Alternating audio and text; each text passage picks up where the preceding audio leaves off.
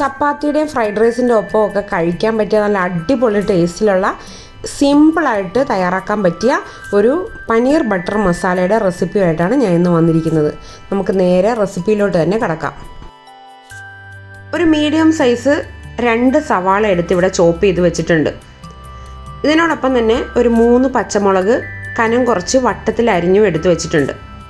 12 അല്ലി വെളുത്തുള്ളി ചോപ്പ് ചെയ്തും ഇതിൻ്റെ ഒപ്പം തന്നെ എടുത്തിട്ടുണ്ട്. ഇത് സൈഡിൽ മാറ്റി വയ്ക്കാം. ഇനി ഇത് വഴറ്റാനായിട്ടുള്ള കാര്യങ്ങളിലോട്ട് കിടക്കാം.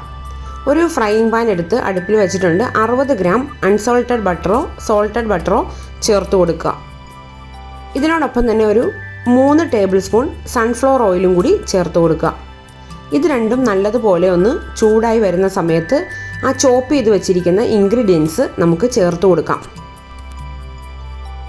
ഇനി ഇതൊരു മീഡിയം ഫ്ലെയിമിൽ ഒന്ന് വഴറ്റിയെടുക്കാം. ഈ പനീർ ബട്ടർ മസാലയിൽ നമ്മൾ ഇഞ്ചി ചേർത്ത് കൊടുത്തിട്ടില്ല. അപ്പോൾ ഇതെൻ്റെ സിസ്റ്റർ പറഞ്ഞു തന്ന റെസിപ്പിയാണ്. ഞാൻ ഉണ്ടാക്കുന്ന പനീർ ബട്ടർ മസാലയിലും കുറച്ചും കൂടി ടേസ്റ്റി ആയിട്ട് തോന്നി ഈ റെസിപ്പി. അതുകൊണ്ടാണ് ഞാൻ ഇത് വീഡിയോ എടുത്ത് നിങ്ങളെ ഒന്ന് കാണിച്ചു തരാമെന്ന് വിചാരിച്ചത്. ഇതിങ്ങനെ മീഡിയം ഫ്ലെയിമിലിട്ട് ഒരു 5 മിനിറ്റോളം ഒന്ന് വഴറ്റി കൊടുക്കുക. ഇടയ്ക്കിങ്ങനെ ഇളക്കിക്കൊണ്ടിരിക്കണം. ഇത് വഴന്ന് വന്ന് കളറൊന്നും ചേഞ്ച് ചെയ്യാൻ വേണ്ടിയിട്ടൊന്നും വെയിറ്റ് ചെയ്യണ്ട.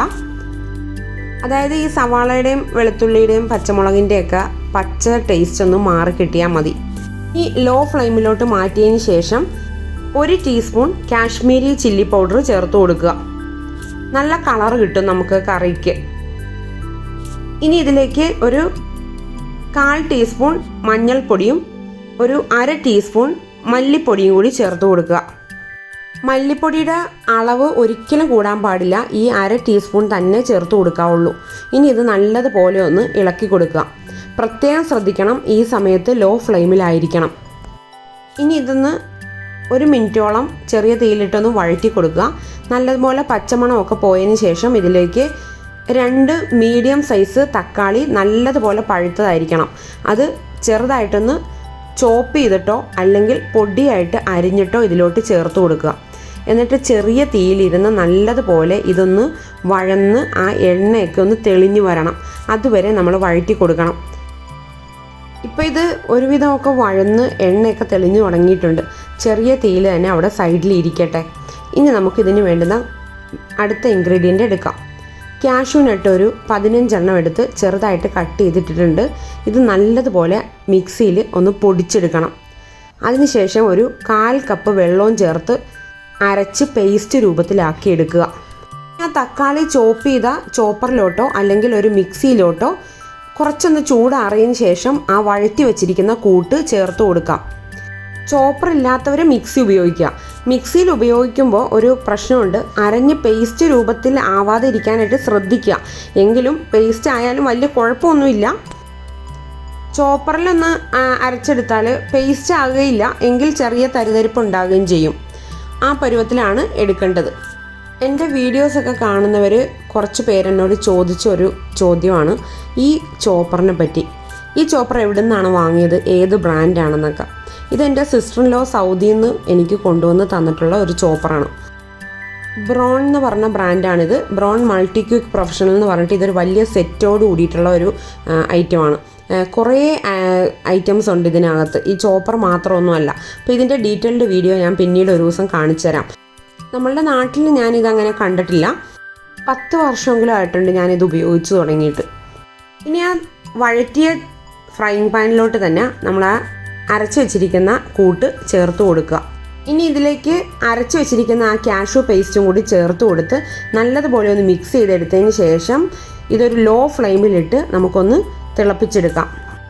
ചെറിയ തീയിലിട്ട് വേണം ഇത് കുക്ക് ചെയ്യാനായിട്ട്. ഇത് ചൂടാകും തോറും ഇതിങ്ങനെ പൊട്ടിത്തെറിച്ചുകൊണ്ടിരിക്കും. അതുകൊണ്ട് വളരെ ചെറിയ തീയിലിട്ട് ഇടയ്ക്കിടയ്ക്ക് ഇളക്കി കൊടുത്ത് വേണം ഇത് കുക്ക് ചെയ്യാനായിട്ട്. ഇനി ഇതിലേക്ക് പാകത്തിന് ഉപ്പും ചേർത്ത് വീണ്ടും ഒന്നും കൂടി ഇളക്കി കൊടുക്കാം. ഇനി നമുക്ക് 1 കപ്പ് വെള്ളം ചേർത്ത് കൊടുക്കാം. നല്ലതുപോലെ ഇളക്കി കൊടുത്ത് ഒന്ന് തിളച്ച് തുടങ്ങുമ്പോൾ ഈ ഗ്രേവി ഒന്ന് തിക്കായി തുടങ്ങും. ആ സമയത്ത് 1 ടേബിൾ സ്പൂൺ കസൂരി മേത്തിയും ചേർത്ത് കൊടുത്ത് വീണ്ടും ഒന്ന് ഇളക്കിയതിന് ശേഷം 2 പാക്കറ്റ് പനീർ ക്യൂബായിട്ട് കട്ട് ചെയ്തത് ചേർത്ത് കൊടുക്കുക. അതായത് മൊത്തം 400 ഗ്രാം പനീറാണ് ചേർത്ത് കൊടുത്തിരിക്കുന്നത്. നല്ലതുപോലെ ഒന്ന് ഇളക്കി പനീറിൽ ഈ ഗ്രേവിയൊക്കെ കോട്ട് ചെയ്തിരിക്കുന്ന രീതിയിലൊന്ന് ഇളക്കി കൊടുക്കുക. നല്ല തിക്ക് ഗ്രേവി ആയിരിക്കണം. വെള്ളത്തിൻ്റെ അളവ് കൂട്ടിയെടുക്കരുത്. കാരണം ഈ തിക്കായിട്ടുള്ള ഗ്രേവി ആണെങ്കിലാണ് ഇതിൻ്റെ കറക്റ്റ് ടേസ്റ്റ് നിങ്ങൾക്ക് കിട്ടുകയുള്ളൂ. ഇനി ഇതിൻ്റെ മുകളിലോട്ട് അല്പം ഫ്രഷ് ക്രീമും കൂടി ഒഴിച്ചു കൊടുക്കുവാണ്.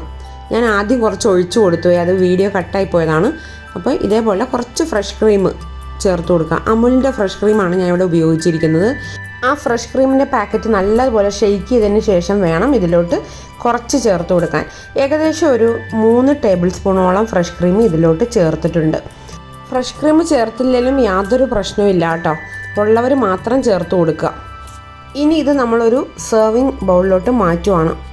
ചൂടോടുകൂടി തന്നെ ഇത് ചപ്പാത്തിയുടെ ഒപ്പം കഴിക്കുക. നല്ല ടേസ്റ്റിയാണ്. ഇത് ഈ സെർവിങ് ബൗളിലോട്ട് മാറ്റിയതിന് ശേഷം ഇതിൻ്റെ മുകളിലോട്ട് കുറച്ച് ഫ്രഷ് ക്രീമും കൂടി ഞാനൊരു ഭംഗിക്ക് വേണ്ടിയിട്ട് ഒഴിച്ചു കൊടുക്കുന്നുണ്ട്.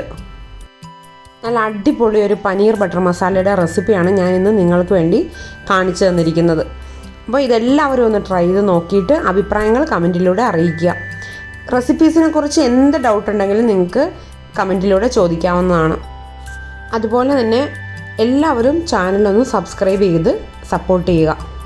മറ്റൊരു നല്ല റെസിപ്പിയായിട്ട് നമുക്ക് അടുത്ത ദിവസം കാണാം. Thank you. ബൈ.